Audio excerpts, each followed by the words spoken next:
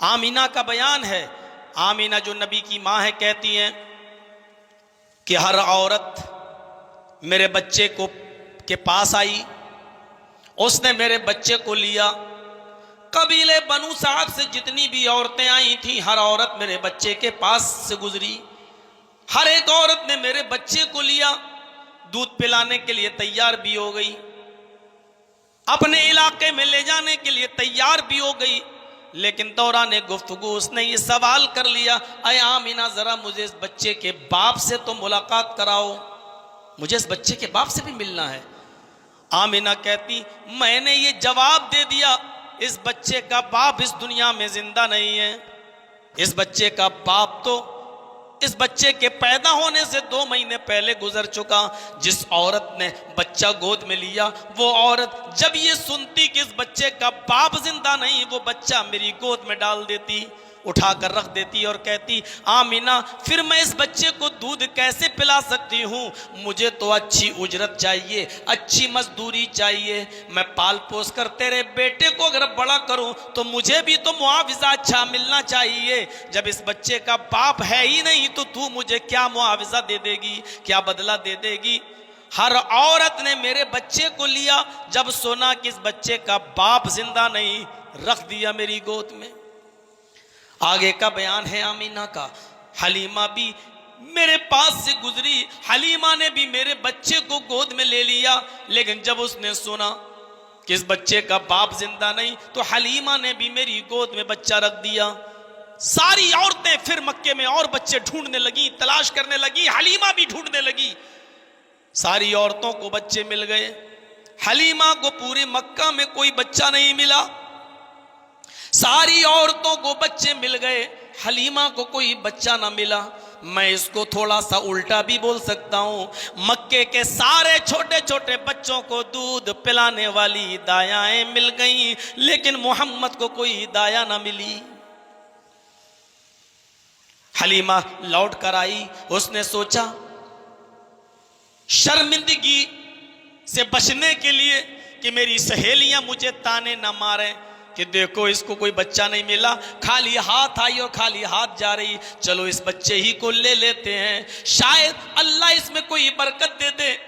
हलीमा कहती है कि मैं ना चाहते हुए भी शर्मिंदगी से बचने के लिए मैंने आमीना से कहा, लाओ वो बच्चा मुझे दे दो। आमीना ने वो बच्चा दे दिया।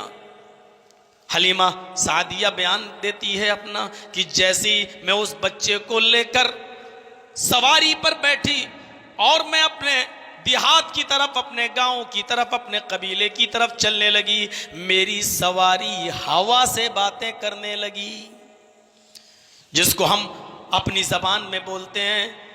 आई थी वो सवारी तो बिल्कुल पैसेंजर गाड़ी की तरह थी, लेकिन मोहम्मद इब्ने अब्दुल्ला को जब मैंने गोद में लिया तो मेरी वो सवारी राजधानी एक्सप्रेस की तरह चलने लगी, रुकने का नाम नहीं ले रही थी, चली चली जा रही है।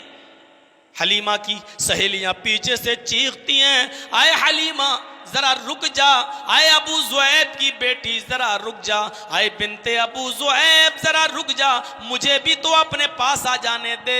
साथ में आई तो छोड़ के क्यों जा रही है? जब रास्ते में तेरी ऊंटनी बैठ जाती थी आते वक्त तो हम तेरा साथ देते थे, अब तो तू मेरा साथ भी देने के लिए तैयार नहीं। क्या ये वही सवारी है जिस सवारी को तू लेकर आई और रास्ते में ये बैठ जाया करती थी?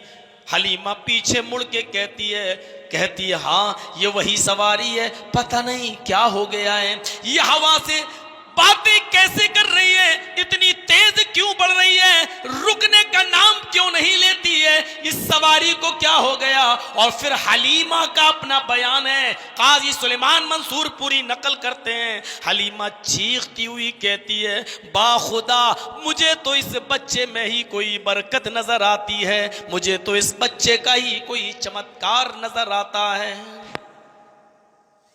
फिर हलीमा ने उस बच्चे को जिस तरह पाला, हलीमा की अपनी बकरी इतना दूध नहीं देती थी कि वो हलीमा की अपनी बेटी पेट भर के दूध पी सके। हलीमा को तशवीश थी कि अब तो मेरे 2 बच्चे हो गए, एक तो मेरी अपनी बेटी और दूसरी मोहम्मद मेरी बकरी मेरी बेटी के पेट भरने का दूध नहीं देती, अब मोहम्मद का भी पेट भरना कैसे भरूं? बर्तन लेती है, पढ़िए रहीकुल मखतूम, आगे बढ़ती है और जैसे ही उसने बकरी के थन से दूध निकालना शुरू किया, खुश्क थनों से ऐसे दूध निकलना शुरू हुआ जैसे सावन भादों की बारिश हो रही हो। पानी की तरह दूध गिरने लगा और बर्तनों की बर्तन भरने लगे। हलीमा का शौहर चीख पड़ा, हलीमा तू किसी बासादत रूह को लेके आई है, किसी बासादत बच्चे को लेके आई है, किसी नेक बच्चे को तू लेके आई है। इस बच्चे के मुबारक कदम पड़ते ही उसने हमारे घर में बरकतों के दरवाजे खोल दिए। यहां से बचपना शुरू होता है नबी अकरम का। और पढ़िए अर्रहीकुल मखतूम में 6 साल और काजी सुलेमान सलमान मंसूरपुरी रहमतुल्लाह अलैह की तहकीक के मुताबिक 4 साल जब अल्लाह के नबी वहीं रह रहे हैं और हलीमा सादिया के पास हैं और जंगल में बकरियां चराने के लिए हलीमा की बेटी गई थी और मोहल्ले के कबीले के बहुत से लोग मोहम्मद को भी अपने साथ ले गई। और वहां शक्के सदर का जो मामला पेश आया, एक फरिश्ता इंसानी शक्ल में आया और उसने पूछा तुम्हारा नाम क्या है? आपने अपने अंदाज में कहा मोहम्मद। उठाकर ले गया और एक पहाड़ के दामन में ले जाकर लिटा देता है और सीने को चीर देता है, दिल को निकालता है। और अल्लाह के नबी बयान करते हैं कि उसने जो एक खराब किस्म का लोथड़ा था दिल से, उस लोथड़े को निकाला और फेंक दिया।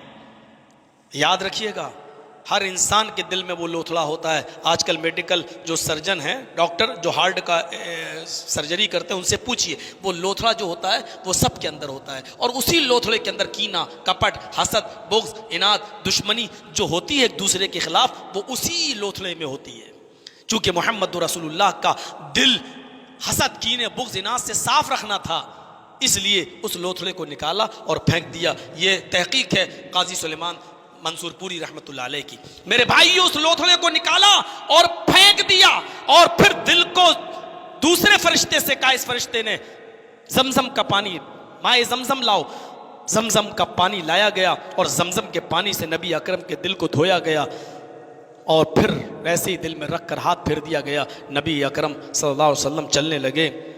इधर इन बच्चों ने देखा कि मोहम्मद का सीना चीर दिया गया। ये भागे हुए नंगे पैर, चप्पलें छोड़ते हुए और अपनी बकरियां छोड़ के सीधे भागे और हलीमा के पास सीधे पहुंचे। हलीमा रोटी पका रही थी, चूल्हे पर बैठी थी। उसने पीछे मुड़ के देखा, बच्चों को परेशान। क्या हुआ बच्चों, बेटो क्या हुआ, इतने परेशान कैसे? और मोहम्मद कहां है? तुम लोग लेके गए थे और मैं तुम लोगों को देख रही हूं, मोहम्मद नदारत गायब। इन सारे बच्चों ने बैग जबान का कोतिला मोहम्मद, मां आए हलीमा, मोहम्मद कत्ल कर दिए गए, मोहम्मद तो मार डाले गए। हलीमा का अपना बयान है कि मेरे पैरों के नीचे से जमीन सरक गई। मैं अब्दुल मुत्तलिब को क्या जवाब दूंगी, मैं आमिना को क्या जवाब दूंगी। मैं दौड़ती हुई जंगल में गई, इधर झाड़ी देखी, उधर झाड़ी देखी, लेकिन जब मैं आगे बढ़ी तो एक पहाड़ी के दामन से मोहम्मद रसूलुल्लाह को टहलते हुए अपनी तरफ आते हुए मैंने देखा।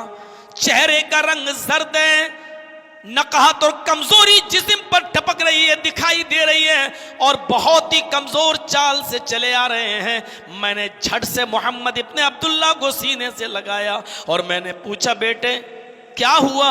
आपने अपनी पूरी बात बताई। माँ कोई था, मुझे यहाँ से ले गया, नाम पूछा, पहाड़ के दामन में ले जाकर उसने मेरे सीने को चाक किया और उसने मेरा सीना निकाला।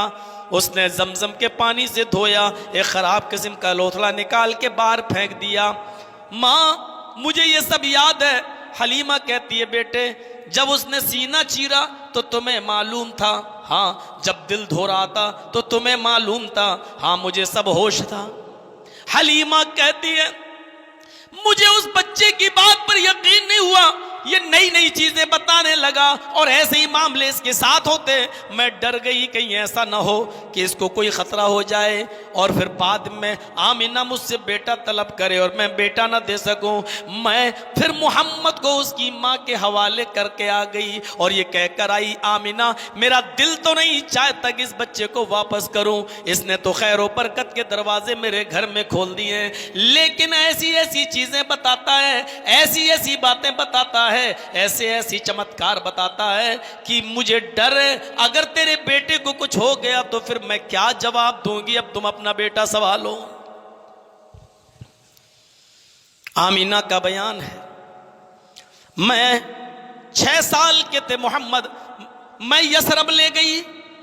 अब सुनिए मंजर, मैं यसरब ले गई, मेरे माँ बाप का घर यसरब में था, मदीने में था। मैं मोहम्मद को उनके मामू मुमानी के पास ले गई, मैं उनको उनके ननियाल में ले गई। 1 महीना मदीने में हम लोग रहे और फिर वहां से हम वापस लौटे मक्के की तरफ। मैं अपनी ससुराल की तरफ आ रही थी, मक्के की तरफ आ रही थी। मदीने से कुछ गुजरने के बाद हम मकाम अबुआ पर पहुंचे।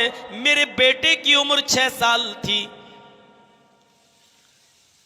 मैंने कहा, बेटे क्या तुम अपने अब्बू की कब्र देखोगे?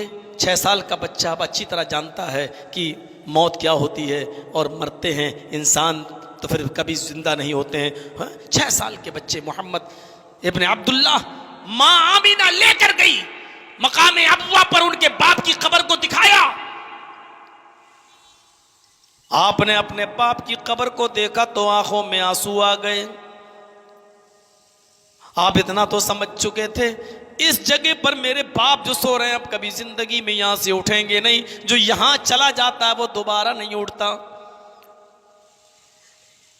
अपने बचपन का वाकया बताते हुए नबी अकरम ने बयान किया, मैं अपने बाप की कब्र को देख रहा था और मेरे आंखों में आंसू थे। इधर मेरी माँ अपने शौहर की जुदाई को बर्दाश्त न कर सकी और मेरे बाप की कब्र को देखते ही देखते गशी तारी हुई और जमीन के ऊपर गिरी। जैसे ही मेरी माँ जमीन के ऊपर गिरी, मेरी माँ की रूह कब्ज़ से उनसुरी से परवास कर गई। मैं 6 साल का था, अपने बाप की कब्र को देखते देखते मैंने अपनी माँ को भी देख लिया कि वो भी मुझे छोड़कर दादे मफारिकत दे गई, वो भी मुझे छोड़कर इस दुनिया से चली गई। बेटे होने की हैसियत से देखिए, जब आप बड़े हुए यहां तक के नबी बने और पैगंबर बने, एक दिन आपने अपने रब से दुआ की और इजाजत तलब की। मुस्लिम किताबुल जनाइज के सफहात पर यह मंजर देखा जा सकता है, आय अल्लाह मुझे अपनी माँ की दुआए मगफिरत करने की इजाजत दे दे। आय अल्लाह मुझे इस बात की इजाजत दे कि मैं अपने माँ के लिए मगफिरत की दुआ करूं जिसको अल्लाह ताला ने रिजेक्ट कर दिया। है मोहम्मद सल्लल्लाहु अलैहि वसल्लम, तुम हमारे नबी जरूर हो, पैगंबर जरूर हो, लेकिन रब तो मैं हूं। जरूरी नहीं कि तुम्हारी हर दुआ को मैं कबूल करूं। तुम अपनी माँ की दुआए मगफिरत की इजाजत मांग रहे हो, मैं इसकी इजाजत तुम्हें बिल्कुल नहीं दे सकता। तब अल्लाह के नबी ने कहा, अय अल्लाह अगर माँ के लिए दुआए मगफिरत की इजाज़त नहीं देता तो कम से कम मुझे मेरी माँ की कब्र की ज़ियारत की इजाज़त दे दे कि मैं अपनी माँ की कब्र को देख लूँ। जिसकी इजाज़त मिल गई। नबी अकरम सल्लल्लाहु अलैहि वसल्लम अपनी माँ की कब्र को देखते हैं। देखकर माँ की मोहब्बत और माँ का बचपने में खिदमत करना और माँ का पालना पोसना और माँ की वो मोहब्बत याद आ जाती है। इतना रोए, अपने माँ की कब्र पर जाकर इतना रोए, इतना आंसू बहाए कि आपको रोता हुआ देखकर आपके सहाबा भी रोने लगे। आपके साथ जितने सहाबी थे उनके भी आंखों में आंसू आ गए। एक लायक और एक अच्छा बेटा होने का हक निभाया। मेरे भाइयों, जब माँ भी इस दुनिया से चली जाती है तो चचाई बाप के दर्जे में होता है और एक बच्चा अपने चचाई को और चची को ही अपनी माँ और बाप समझता है।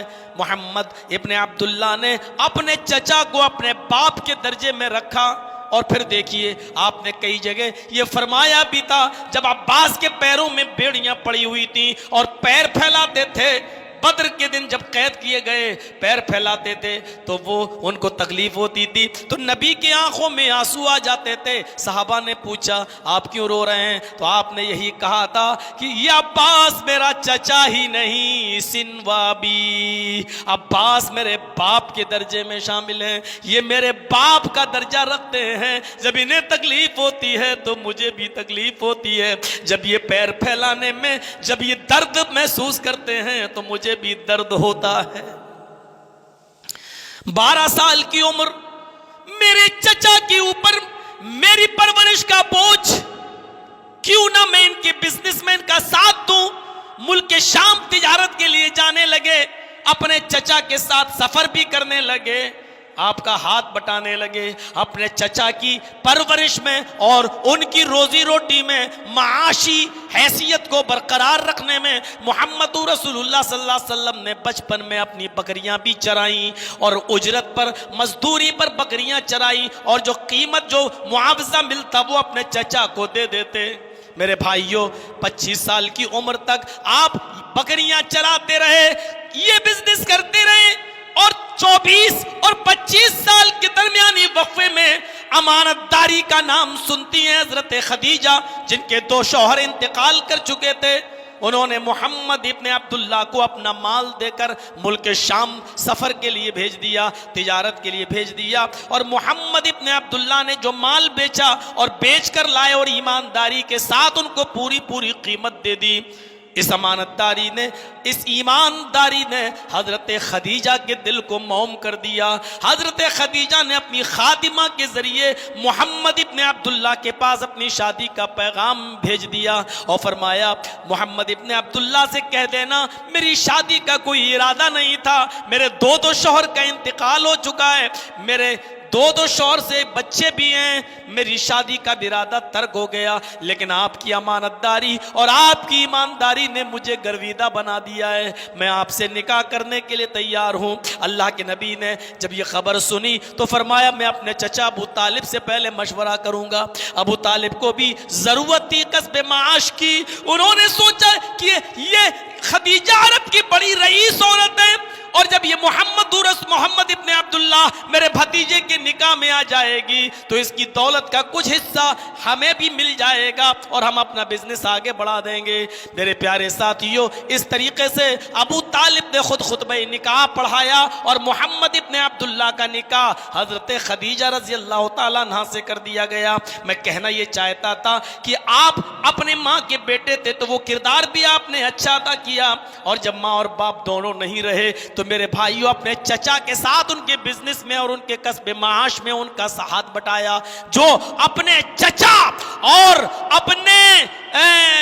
अपनी चची के साथ कस्बे माश में उनका हाथ बटा सकता है, जरा तसव्वुर करो अगर उनके हकीकी बाप जिंदा होते तो वो बेटा अपने बाप का कितना काम बटाता और कितना हाथ बटाता। मेरे भाइयों, यहां से हम अंदाजा लगाएं, एक बार हलीमा जो उनके मां के दर्जे में थी रजाई मां थी, दूध पिलाया है अपना हलीमा ने, मां थी वो, एक तरीके से अगरचे पैदा नहीं किया लेकिन अपने सीने का दूध तो पिलाया था मोहम्मद इब्ने अब्दुल्ला को। एक दिन हलीमा की सहेली घर में तशरीफ लाई तो मोहम्मद इब्ने अब्दुल्ला जो सर पे पगड़ी बांधे हुए थे उन्होंने पगड़ी उतारी और हलीमा की सहेली के लिए अपनी वो चादर, अपनी वो पगड़ी बिछा दी और कहा, आओ तुम इस चादर पर बैठ जाओ। उस चादर पर को बिछा दिया और बाद में लोगों को बताया कि मैं इसकी इज्जत क्यों ना करूं, ये मेरी माँ हलीमा की सहेली है। जब हलीमा जो रजाई माँ है उस रजाई माँ की सहेली आती है तो मोहम्मद अपनी चादर उसके लिए बिछा देते हैं। जरा तसव्वुर करो, अगर अपनी माँ को अगर जिंदा पाया होता तो माँ की कितनी खिदमत करते। एक अच्छा बेटा होने की हैसियत से अगर हम नजर डालें तो मोहम्मद रसूलुल्लाह एक कंप्लीट बेटे नजर आते हैं। हम अपने बाप के अच्छे बेटे भी नहीं बन सके। आज पूछो अच्छे बेटे हो तो इतने लोग यहां बैठे हुए हैं ना, इनमें से एक दो ही ऐसा मिलेगा जो ये कह दे कि इशा के बाद में जाके बिस्तर पे सो जाता हूँ, वरना रात में 12 और 1 और 2 बजे तक सब व्हाट्सएप और मैसेंजर चलाते हुए नजर आते हैं, घूमते हुए नजर आते हैं। बाप कह कह के थक चुका, माँ समझा समझा के थक चुकी, बेटे जल्दी आया करो, लेकिन आज तक अपने माँ इतनी सी बात नहीं मानी जा रही है अपने माँ बाप की। बड़ी बड़ी बातें क्या मानोगे अपने माँ बाप की। एक अच्छा बेटा हम नहीं बन सकते।